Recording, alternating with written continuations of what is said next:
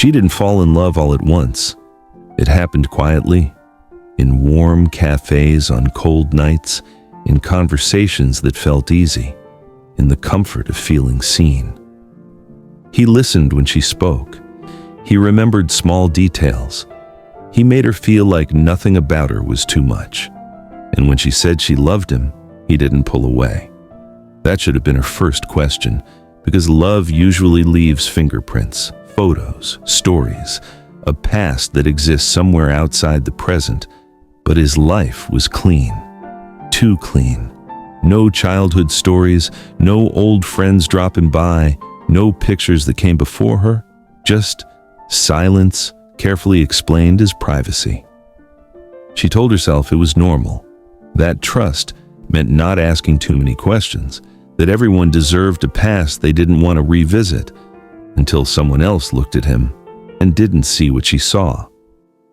A friend warned her without saying much, a pause, a look, a sentence that didn't finish itself. And suddenly, the quiet started to feel loud.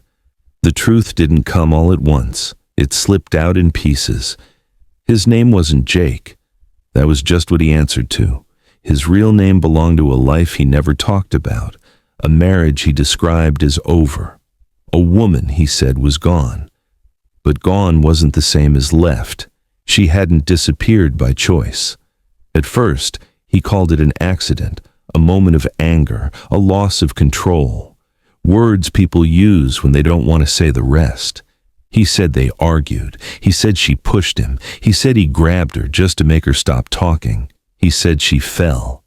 And when she didn't get back up, he panicked. He didn't call for help. He didn't tell anyone. He cleaned the apartment. He drove through the night. He found a place where nothing would be found. And then he erased her. The entire time he spoke, she listened. Quietly, carefully, not as someone in love, but as someone who needed the truth to exist outside of him. That's when it hit her. Why he noticed her so quickly, why he stayed, why he looked at her the way he did. Her smile was familiar. Her hair fell the same way. Even the way she listened, patiently without interrupting. She wasn't special. She was familiar. She wasn't his love story. She was his replacement. What he didn't know was that while he was confessing, she was recording. Every word, every detail, every attempt to soften what he'd done. And when she told him the truth, that she had it all, the man she loved disappeared completely. The calm dropped. The control cracked. For a moment she saw exactly who he was, but she had already made the call. The knock came before anything else could happen. Lights flashed through the windows, the room filled with voices that didn't belong to him, and just like that, his story stopped being his to control.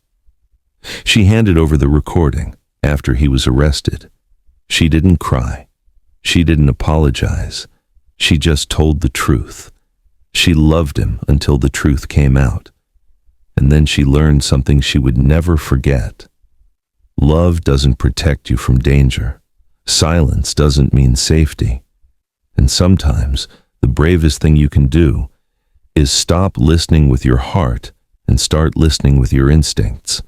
Because she wasn't his second chance. She was the one who ended it.